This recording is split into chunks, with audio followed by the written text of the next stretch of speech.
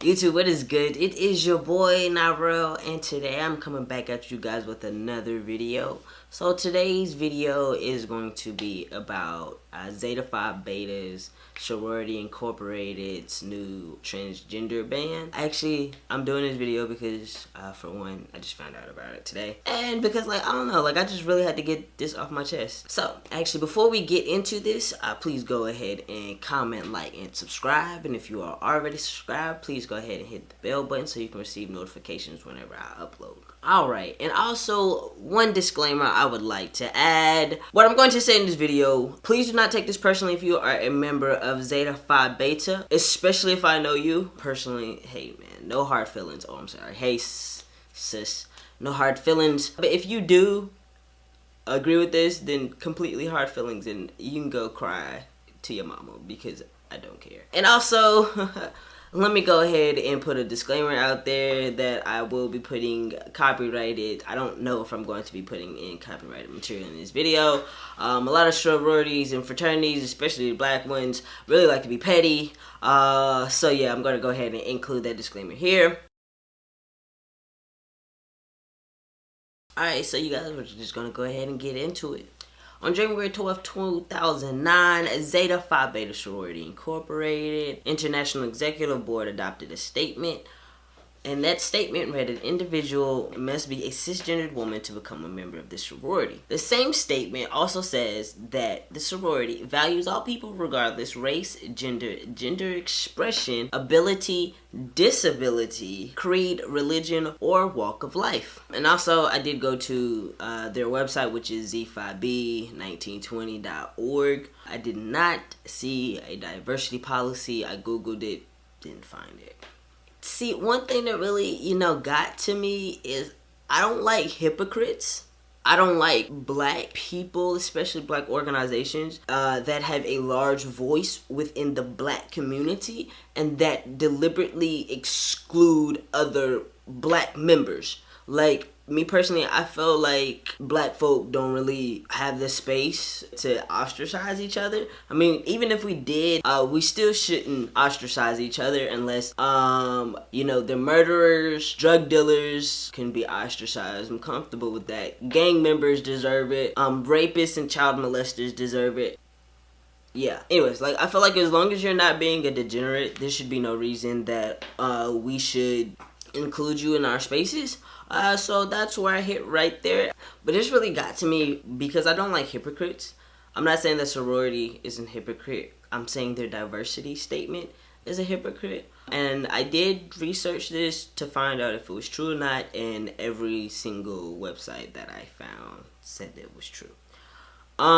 It did trace it back to Washington Blaze, which is a LGBT news source out in DC, and it did seem like it was leaked to them. So the reason why I'm making this video is because it sounds like, hey, y'all got somebody in y'all circle that wants to let the world know how y'all really act, and I'm comfortable with that because I believe in allowing people to show their true colors. Okay, so let's get into the policies and hypocriticalness. I'm not really sure if that's a word or not, but it's gonna be a word today. So Zeta Phi Beta state that they value all people regardless of race, gender expression, ability, disability, creed, religion, or walk of life. So I'm going to go ahead and define gender expression because no shade, whoever came up with this policy damn sure didn't know what the hell gender expression meant. Gender expression is defined as the way a person expresses their gender identity, typically through their appearance, dress, and behavior. And that's a noun. Alright, and the reason why I included that is because gender expression. You can use gender expression to show your gender identity. So now let's talk about a federal court case that was Blatt versus Cabela's, and this particular case was, the decision came May 18, 2007. Federal judge in Pennsylvania ruled that a transgender woman's employment discrimination claim under the American Disabilities Act could continue, the lawsuit couldn't continue. And the reason why that was important is because there's a section in the ADA that excludes the word transgender from the protections, and that section is section 122.11. But if you guys know anything about how the American government works, it is the judiciary branch that explains laws. and interpret laws. Whatever a federal judge says goes. So right then and there, if you guys would have looked up the definition of gender expression, you would have realized that your diversity policy is a hypocrite. If you guys would have taken the time to do some basic legal research, because I'm pretty sure there's a bunch of lawyers who are Zetas. Now let's go to their values. Their values are scholarship, service, sisterhood, and finer womanhood. Let's define those terms. Scholarship is defined as academic study or achievement, learning of a high level. Service is defined as the action of helping or doing work for someone. Sisterhood is an association, society, or community of women linked by a common interest, religion, or trade. Womanhood, the state or condition of being a woman. I listed their values is because I do not believe that they are reflecting their values in this new policy that they adopted. All members of that organization are either currently pursuing an undergrad degree or already have a degree, unless you're an honorary member. Zeta Phi Beta also has over 125,000 members. I'm sorry, but out of 125,000 people who have degrees, you mean to tell me you couldn't consult a mental health professional, you couldn't consult a scientist, you couldn't consult a medical doctor, like you couldn't consult a social worker or any other people who are well endowed with understanding what being a trans woman is or what gender identity is? Did that not dawn on y'all? You mean to tell me even lawmakers, North Carolinian lawmakers in the Bible Belt have the common sense to consult social workers, mental health professionals, medical doctors, and scientists, and people who actually understand what it means to be trans, what gender dysphoria, gender identity, and gender expression are? But you mean to tell me 125,000 women plus with degrees, whatever, can consult each other and was like, you know what, maybe we should look into this a little bit better. All I'm saying is you could have taken the time to actually, I don't know, read. So the purpose of a Black Greek-lettered organization is to serve the community. Specifically, the Black community, and the reason why I'm saying this is because they are Black Greek-lettered organizations. No, they are not only for Black people, but you can't say you are a servant of the community if you are excluding members of your community specifically, and in this term, it is trans women, and specifically Black trans women. Even though Black LGBT individuals only make up about 3.1% of the Black population. But still, we are still a member of your community, whether you like it or not. You don't like it, bleach your skin. But since we're on the topic of serving, let's talk about the Black trans women who have serviced the Black community. First, we're going to talk about Marsha P. Johnson. And yes, if you ever heard of her, you'll probably know her from the Stonewall riots. But what you probably don't know is during the 1980s, before she died mysteriously, she actually advocated to make AIDS and HIV medicine affordable and more available to people of lower income communities, specifically Black folks, because AIDS kicked us in the behind because we was also dealing with crack in that era too. So Ellie Hearns, a trans woman activist and partner of the Black Lives Matter movement. Chernobiko, she's an activist and the co-chair of the New York City's Young Women's Advisory Council, which is an organization in New York City that fights for gender equality. And Rihanna Gossett, she is currently an activist in residence at Barnard's College Center for Research on Women. Prior to that, she served as membership director of the Sylvia Rivera Law Project, a New York City legal organization that works on behalf of lower income people and people of color. You know what? I do, since we're doing this, I wholeheartedly hope Ellie Hearns, Chernobiko, and Rena Gossett, I do hope that if one of the members of Zeta Phi Beta ever was like, oh my god, you guys, like, I need some help, how would you feel if they excluded you? They said, hey, we're going to be a service to our community. We value you, but we're not going to service you. How would you feel? It'd be hypocritical, right? It'd be a hypocritical of them to say, hey, we value you as a person, and we respect you as a person, but we can't service you because you're a member of this organization and you don't value us. Okay, so I'm not even going to speak on womanhood and sisterhood because trans women aren't women, and we know that because their new policy specifically says cis women, right? Cisgendered women. It doesn't say women, it says trans women. So therefore, by you using that language, you already identified that trans women are women. which therefore it does not excuse them from womanhood or sisterhood. But before I let you guys go, I do want to read a little story. I actually first read this story when I was in high school, and I was like, looking for like some information about college. And what college life was going to kind of be like, especially on a HBCU. So, of course, like a lot of other people, I googled NPHC LGBT just to see how they felt about LGBT people. I have an article from February 18th, 2009. It is titled Menace to Sorority, because apparently this is not the first act of transphobia that Zeta Phi Beta has experienced. Now, before I get in, I just want to make it clear that yes, I do believe sororities are for women and fraternities are for men, unless it is a unisex fraternity. But I'm not siding against the individual in this story. I'm just saying, hey, yeah, I see where you're coming from. Let's read. From the time that Devin Austin Smith became involved in George Washington University Zeta Phi Beta sorority, he made it clear that he was not your typical sorority sister.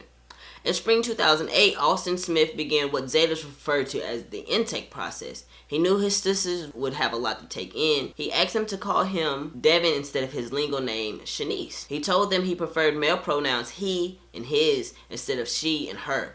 At sorority events, he wore a button-down shirt and a tie and a fedora over his long dreadlock hair. The sorority sisters were initially welcoming, friendly, and confused. At the initiation ceremony, all sisters were required to dress in head-to-toe white. Austin Smith had white pants, shirt, and tie, but he didn't have any white shoes. So one Zeta offered to buy him a pair. He told her he wore men's shoes size 6.5. She returned with women's flats.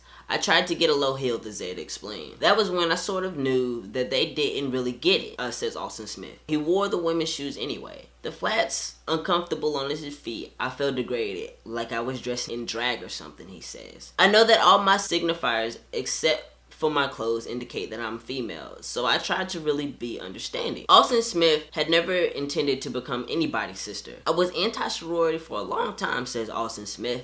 Then I joined Zeta. During his sophomore year, Austin Smith kept running into one senior Zeta around campus. She told him, I'm a Zeta. You should come to our events and check us out, he said. He did, and the historically black sorority's commitment to service, scholarship, sisterhood, and final womanhood surprised Austin Smith. He actually liked it. He had trouble getting his sisters to refer to him consistently with male pronouns or truly understanding what it meant to be transgender. But he knew that they were making an effort. Only one Zeta, Junior, Vanessa White, appeared visibly uncomfortable with Austin Smith's preference. A lot of the members were really nice and open individuals, he said. I felt like they were the most open sorority on campus. That spring, Zeta Phi Beta extended Austin Smith an offer of membership into the sorority. At his campus debut as a Zeta, which the sorority calls a coming out show, Smith and his fellow inductee or line sister, Shauna Butler, performed a step routine the two had choreographed for the audience. This time the wardrobe was Austin Smith's choosing, down to the blue and white Converse shoes. The routine ended with Austin Smith universal unveiling in front of his fellow sisters, the sorority's graduate chapter, his friends, and his mom. At the big reveal, the sorority president pulled the tape off Austin Smith's backward hat, exposing his nickname to his line sisters he had chosen from, the Liberator. Zeta Phi Beta, for all its inclusiveness, maintains a small presence at George Washington. The seniors who had welcomed Austin Smith into Zeta's fold graduated and moved on in May 2008, leaving only 4 members: Austin Smith, White, Butler, and Akila Bedslow. White had been elected chapter president. Austin Smith hadn't voted for her. Over the summer, the sisters hung out regularly as friends, eating lunch together or planning step routine for the fall semester. During one choreography class session for sorority step and stroll, Austin Smith saw how his new sorority sister's discomfort with his gender identity would be enforced. We were learning new steps from an older sister, and I was doing the moves differently, says Austin. One of the routines was to a Beyonce song, Get Me Bodied, and it involved a lot of feminine gestures. I was just tweaking them so I didn't have to bend over really sexy and stuff like that, he says. They told me I had to do it, that they were going to look stupid if I didn't. Austin Smith stopped dancing. I'm not going to pop it like a girl, he told them. According to Austin Smith, they shot back, you are a girl, you have to stop acting like a boy. It continued that way throughout the summer. Friendly interactions would inevitably devolve into critiques of Austin Smith's clothes, his dance moves, the way he was. Gender pronouns were regularly a sore spot. At first, everyone seemed accepting and seemed like it was something that they would work on, says Alton Smith. By that time, the administration change was complete.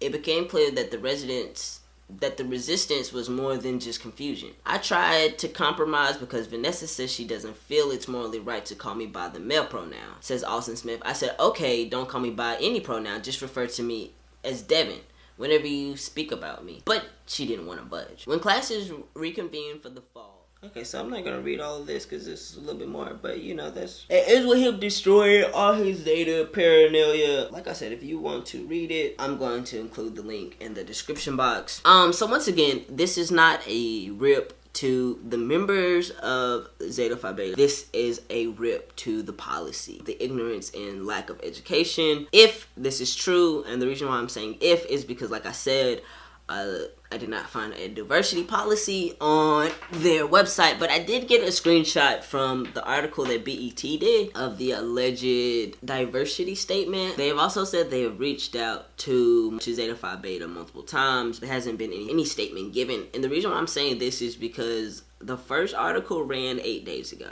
so April 25th of this year. Allegedly, this policy was created January 12th of this year. And let's be frank, it is 2019. Homophobia, transphobia, racism, and whatever. Society's moving toward a politically correct way, which is perfectly fine. But if this was not true, I'm pretty sure they would have sent out a statement already. But being that I'm kind of leaning towards this is true, and I am greatly disappointed. Once again, I will say that this video should not be taken painfully if you yourself are not homophobic or transphobic. This is not a drag to the individual members of Zeta Phi Beta. This is just about the policy and how I feel towards it. I feel how I feel, and I said what I said. But before I go, I really want to say that if this is true and this has been, this policy has been told to members, there are a lot of lesbian and gay members in this sorority. A lot.